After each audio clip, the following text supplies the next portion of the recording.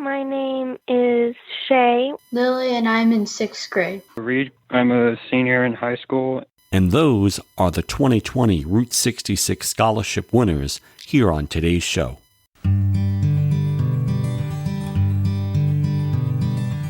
Route 66, Route 66, right along with the Route 66 podcast. For talks with people living and working along the Mother Road. The main street of America, from Chicago to LA, bore a heavy, heavy load. Route 66, Route 66. Sometimes historical paths aren't discovered until they're lost. Right along with the Route 66 podcast.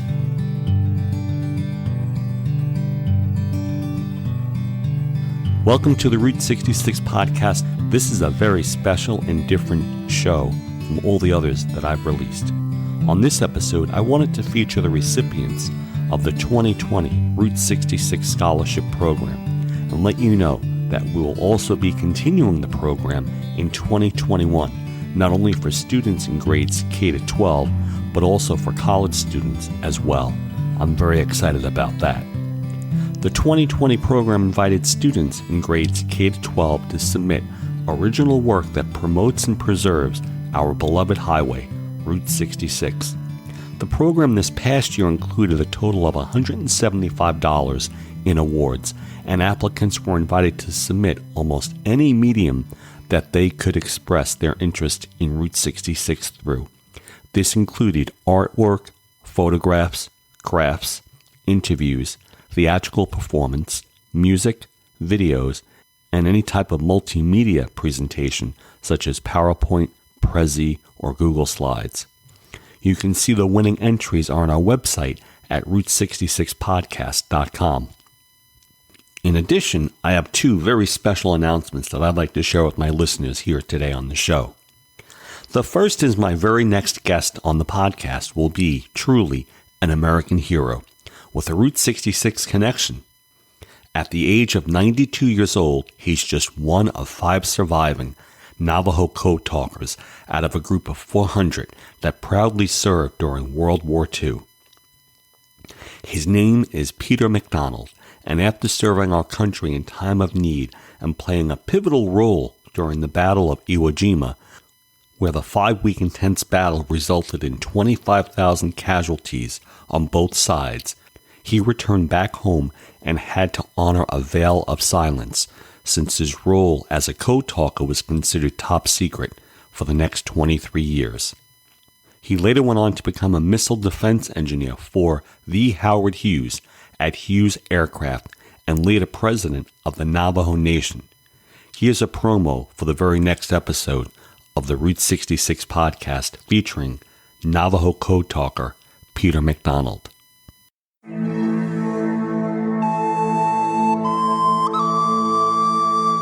Peter McDonald.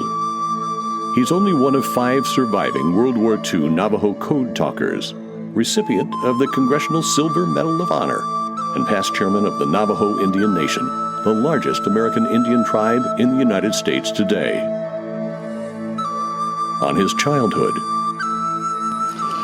I was born near today's Four Corners at a place called Tisnazpas, or cottonwood trees in a circle. My family were moving from our winter sheep camp in Utah to our summer sheep camp near Tisnazpas. We were nomads, living with livestock. Our principal economy was livestock and farming. on Route 66. My earliest memory of Route 66, all the traffic going through Gallup, New Mexico, special trading posts with snakes, petrified woods, and water bags. On enlisting in the U.S. Marines at the age of 15. I joined the United States Marine Corps in 1944 at age 15, all because most of my close relatives were in military and had beautiful military uniforms. On the Battle of Iwo Jima. 240 Navajo code talkers participated in Iwo Jima landing. During the first 48 hours of Iwo Jima landing, over 800 messages were sent in Navajo code. Navajo code going through the air every minute non-stop for the first 48 hours of Iwo Jima landing. On being sworn to secrecy. Navajo Code School was a top-secret project. We were not allowed to carry a copy of code words in our pockets.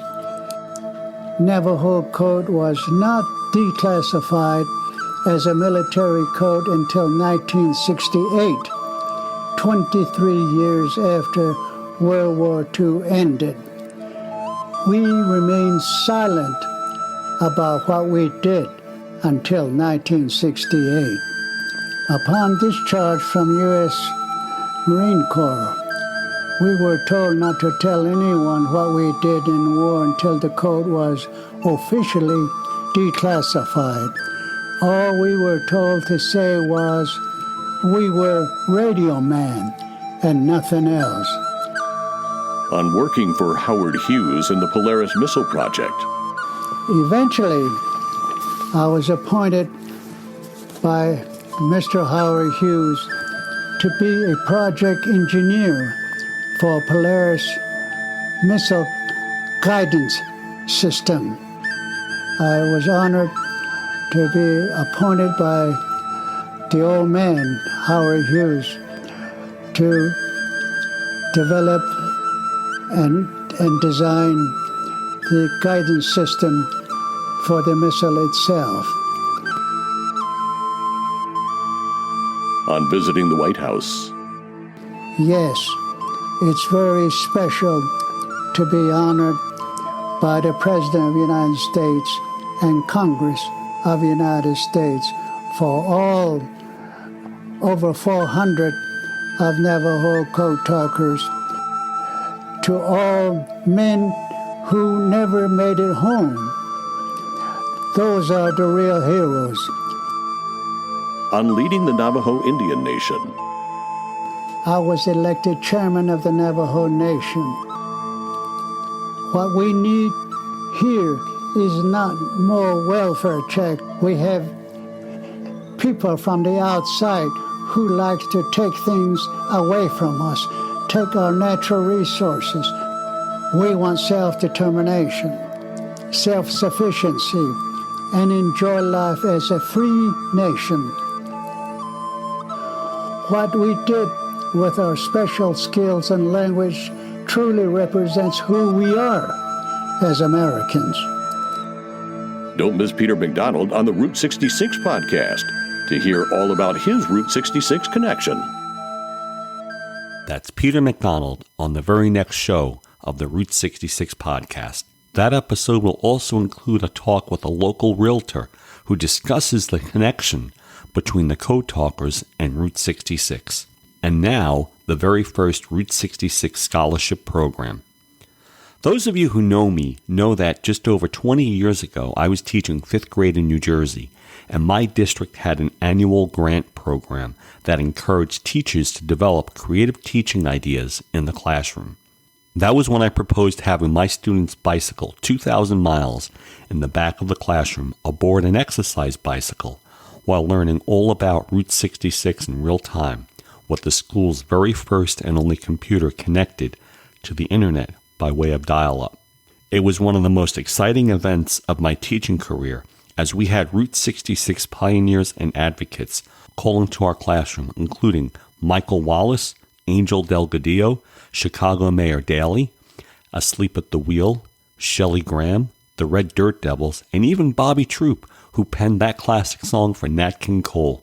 Sadly, Mr. Troop passed just 11 days later, but I will always cherish how touched he was by having my fifth graders ask him questions about how he wrote the song and his drive westward while writing the classic song on the Pennsylvania Turnpike. It wasn't until he hit Chicago, Route 66, did his wife tap him on the arm and say, "Hey, get your kicks on Route 66. He told my students how much he loved it, but it was really hard convincing Nat King Cole to record it. Nat was like, "I'm not recording a song about a stupid road." And Bobby Troop looked him in the eye and said, "Listen, I wrote your first hit for you, Oh Baby Baby. And if you don't record this song, I won't give you any more songs." And I remember that day one of my students asking him, "What did you do with the money from that song?" And he said he bought his first house in California with just the royalties from that song.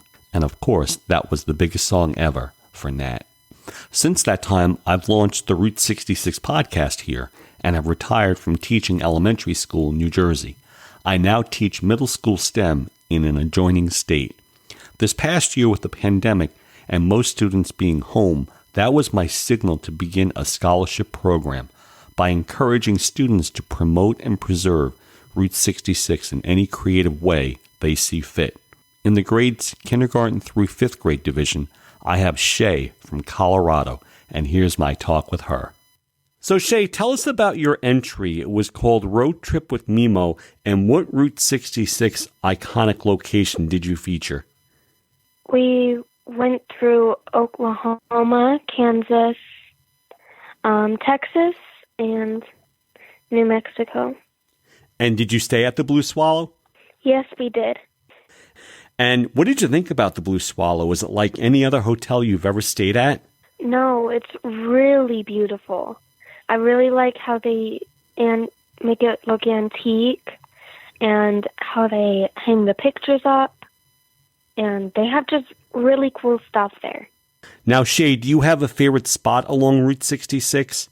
It was the Pops gas station. It was full. It was a gas station full of soda pops. Yes, in Oklahoma. Very cool. Now, when you did this trip, did you travel from Chicago all the way out to California? No, we only went in a loop. We went from 66 from Colorado. Okay. To Oklahoma, then we went to Kansas, Texas, and then New Mexico and back to Colorado. Well, you're very lucky that you actually got to stay at the Blue Swallow, which is a very old historic motel that they just don't make them like that anymore. Mm-hmm. So Shay, it was a really cool spot. Yeah. Do you have a favorite subject? I really like science. And what do you think you might want to do when you grow up? I want to be a marine biologist. Oh, very cool. Now, with the current pandemic, are you attending school or are you home on remote instruction? I'm on remote, and we might be going back to school next month. Oh, hopefully, yeah. Now, what do your friends say, Shay, when they ask you about Route 66? It's a really historic place, and a lot of my friends like Cars, the movies. So I'd say, well, you'd like the Conoco spot in Texas. That would be a spot where the Cars movie was presented, kind of.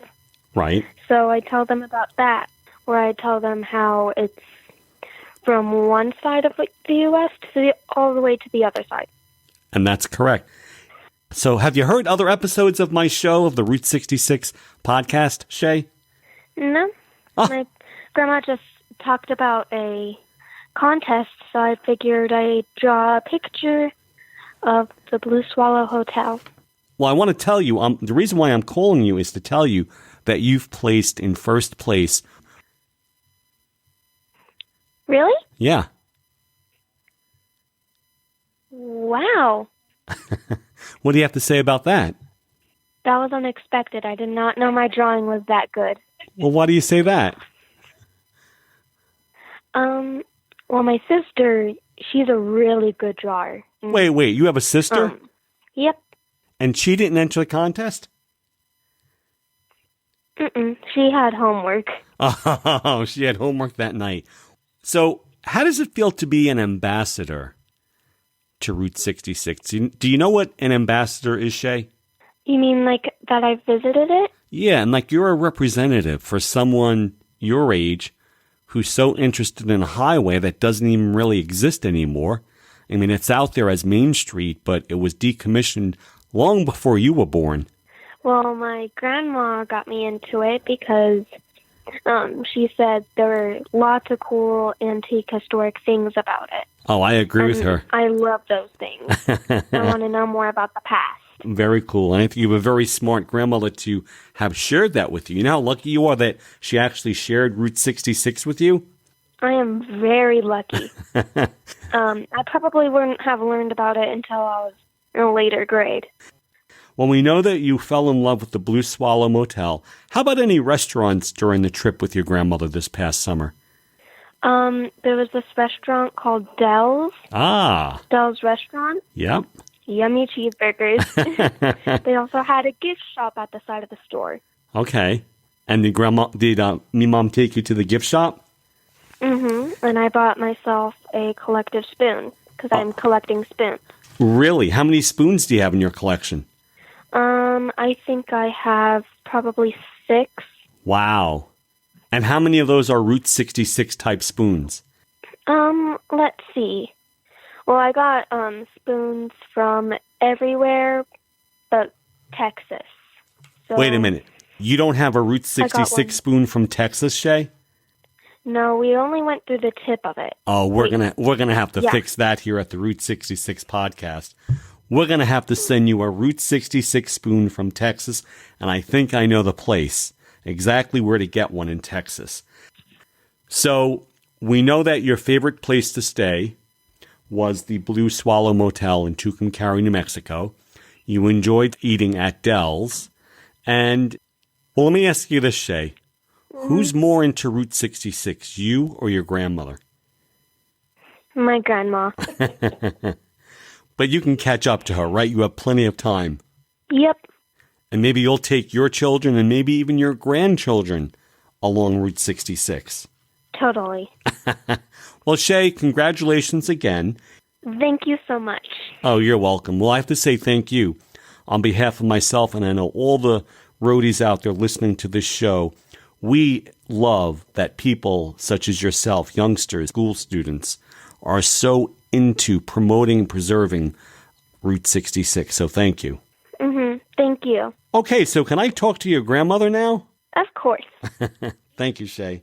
So now we're talking with Shay's grandmother, Bonnie. Hi, Bonnie. How are you doing? Very good. How are you? Good. So tell us, Shay was telling us about your road trip this past summer, and tell us what that meant to you that your granddaughter was so into a historic highway that doesn't even exist anymore. It's out there on the road as Main Street, but it's completely decommissioned.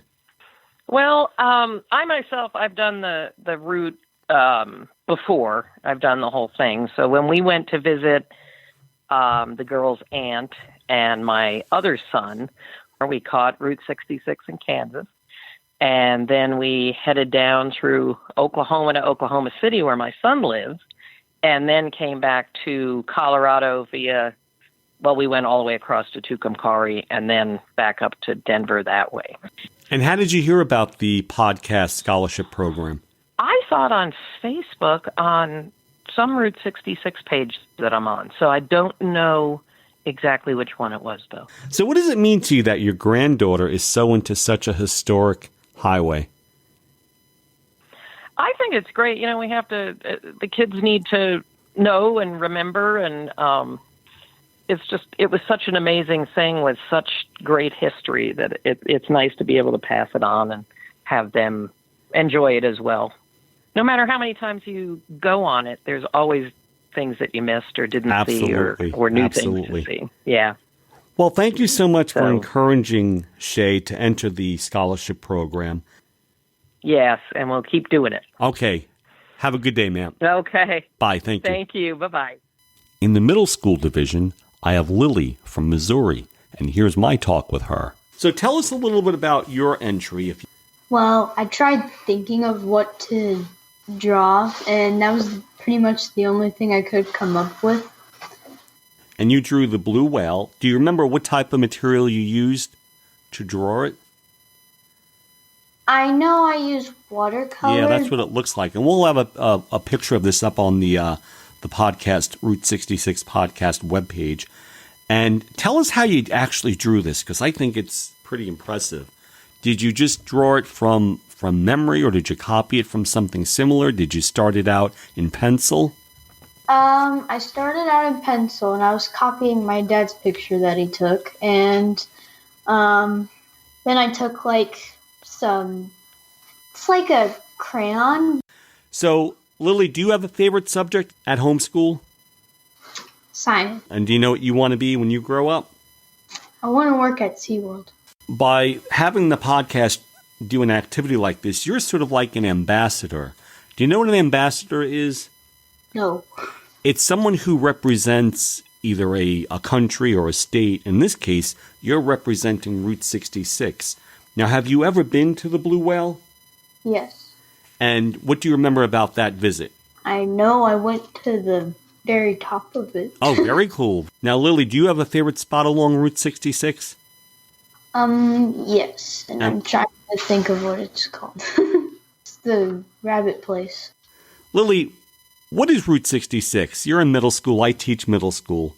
If somebody were to come up to you and ask you, what is this Route 66 highway? What would you tell them? It's a very old place that goes across Illinois, Missouri, Kansas, Oklahoma, Texas, New Mexico, Arizona, and California. And it's very old. What else do you enjoy doing, Lily, other than drawing and painting? Do you have any other hobbies? I like going outside sometimes and playing with my little brothers. Well, I have to tell you, we received quite a few entries, and it was very hard to pick. And Lily, as a middle schooler, I'm so excited to tell you that you won. And we had winners selected in K-5 elementary, middle school, and high school. And for those who are listening who did send in an entry, we're going to send you either a Route 66 coloring book and or stickers and any other good things. And you know what? We'll even throw in Route 66 face masks. So Roman Rich is standing in the background. And Rich, just thank you so much. And just tell us what you feel about these kids being so dedicated, hopefully on their own, to promoting and preserving Route 66. So you hit a key subject there on their own. I try not to shove it down their throat, so I don't, basically make them run away. But I enjoyed bringing the kids along with me. I hope that one day there's enough cool stuff and there's enough reason for people to enjoy Route 66 to keep traveling it. And it goes beyond hope. The only way for that to be accomplished is to kind of plant those seeds in the younger generation. And I think movies like Cars definitely gave Route 66 a shot in the arm and planted a whole lot of seeds in a whole lot of young people. And those young people are in their late 20s to early 30s now. And so I think that's why we're seeing somewhat of a resurgence. So, yeah, it's all about young people because, in my opinion, Route 66 has always been, from the very beginning, Route 66 has always been about evolution and adapting to change. So why should that stop in the future years? That's why we're seeing Buck Adams and these new places pop up, because that passion's alive. Rich, thank you so much. Thanks, Anthony. Be safe, guys. In the high school division, I have Reed from Nebraska. And here's my talk with him. So today we're talking with Reed. And Reed, tell us a little bit about yourself. I'm a senior in high school, and I've enjoyed Route 66 ever since I've been in middle school. Are you attending right now with the pandemic? Are you attending school in person or hybrid or virtual? I'm attending school in person. Oh, okay.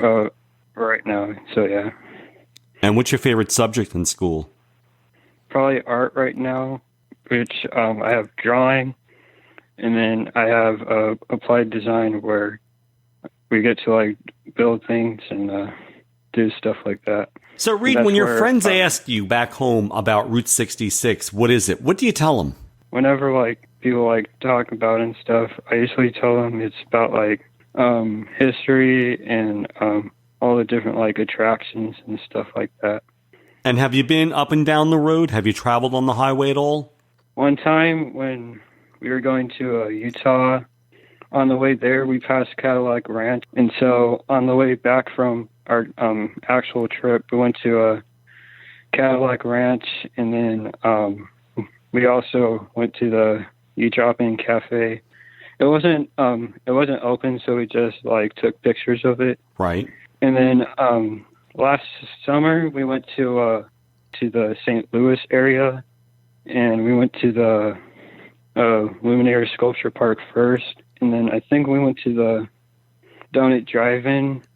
We went to the National Transportation Museum with the Coral Court. Oh, absolutely, and, yeah.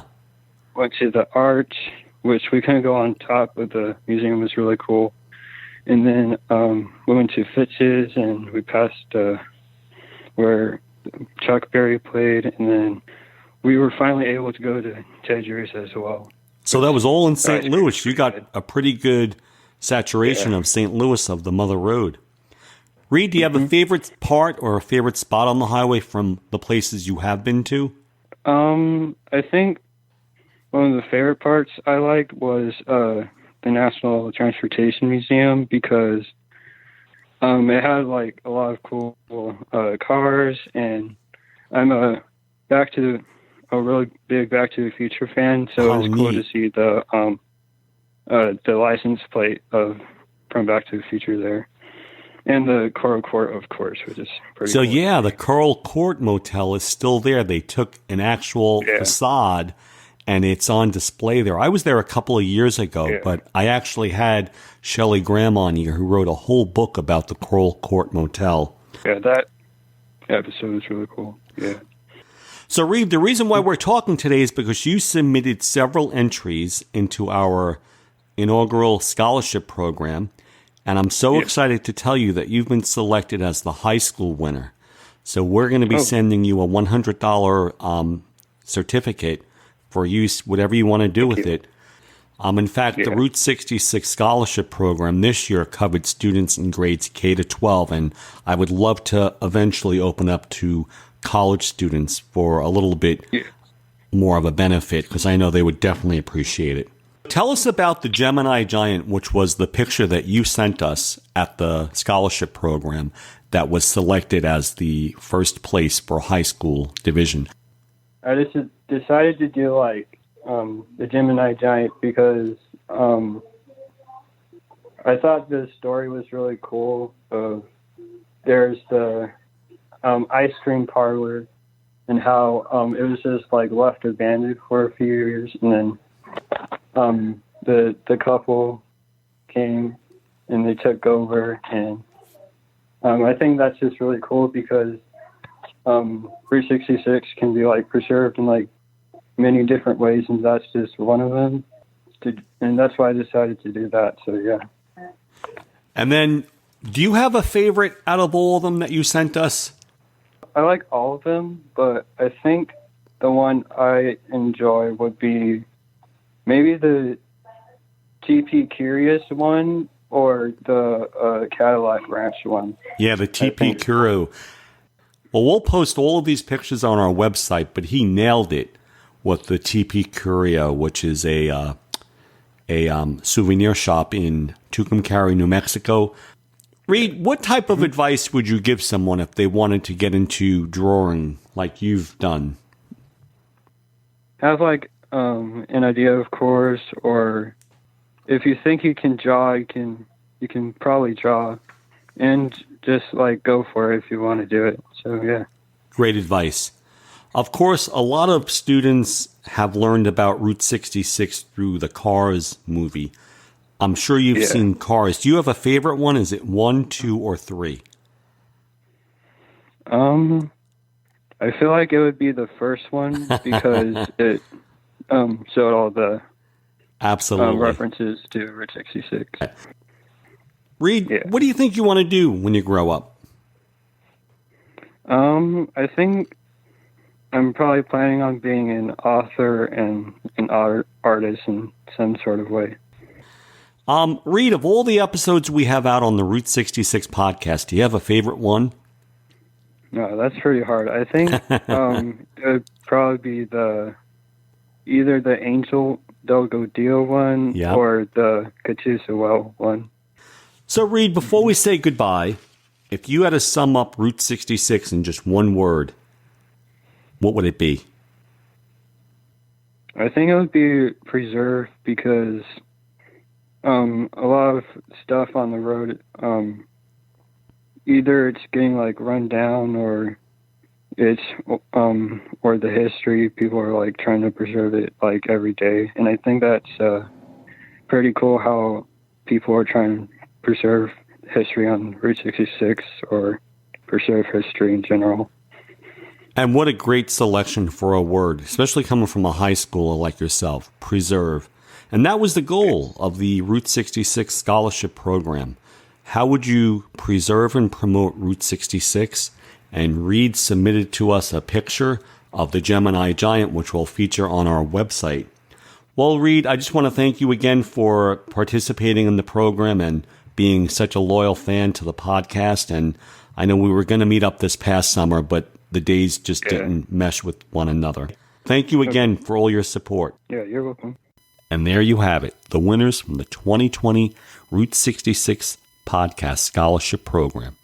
All students who entered in grades K to 8 have received a wide assortment of Route 66 related items, including stickers, face masks, coloring books, and even a whole Jane Goodall package, including t-shirts and books that I had left over from my teaching days in New Jersey.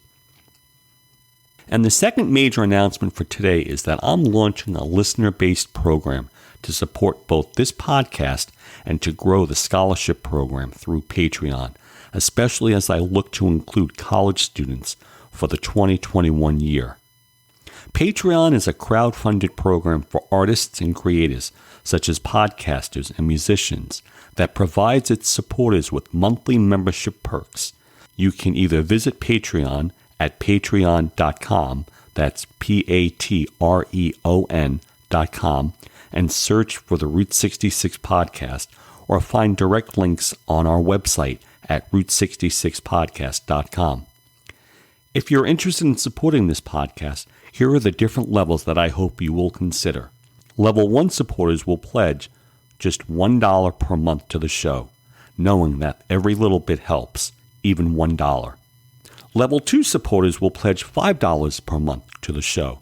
Supporters at this level will be recognized on the show each month by name and will receive a Route 66 washable face mask.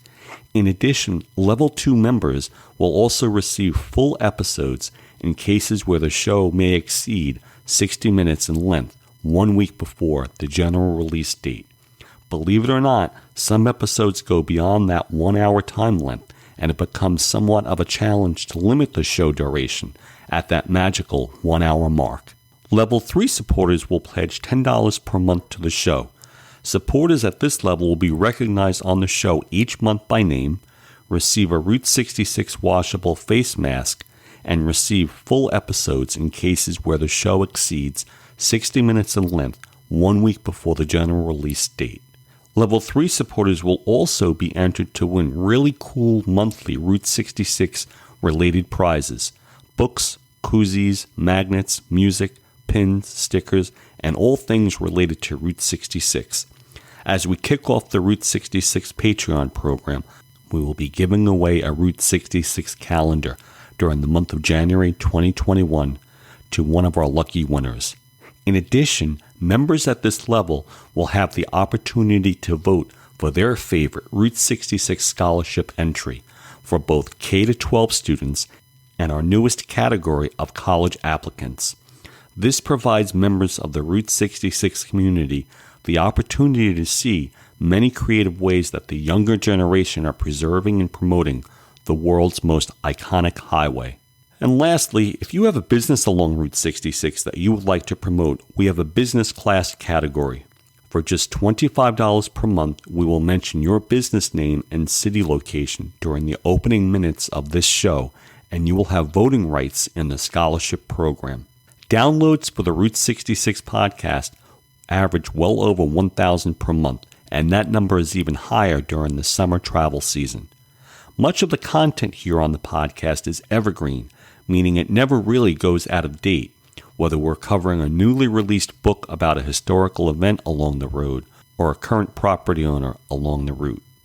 I think that most business owners will find that the monthly Patreon rate of $25 is a bargain when comparing the cost of both print and radio TV advertisement. Because with those mediums, once the ad runs, that's it. It's gone. It disappears. If the viewer didn't see it or hear it at that moment in time that it ran, it's done. On the podcast, however, content and episodes are ready and waiting for listeners at their convenience, whether it be listening immediately upon release of the show or months or even years down the road. You know, my very first episode here with Michael Wallace was released well over 4 years ago. I hope you will consider not only supporting this podcast, but also supporting my time, energy, hosting fees, and basic resources to cover the expenses and promotional items, such as the washable face masks, and most importantly, the scholarship program. Please consider at whatever level your means will allow you to support the Route 66 podcast and the scholarship program. Well, I enjoyed preparing this episode for you today. It is my hope that as an educator, you can get a sense of excitement that I've felt for the past 32 years with students, especially if it has anything to do with Route 66. You can view the work of scholarship winners submitted here on today's show and sign up for the Patreon program, either at Route66podcast.com or directly at patreon.com. That's Patreon.com by simply searching for Route 66 once you arrive at the Patreon site. Details for the 2021 scholarship program will be announced on a future episode right here on the show, and it will include, again, an award for college-level students.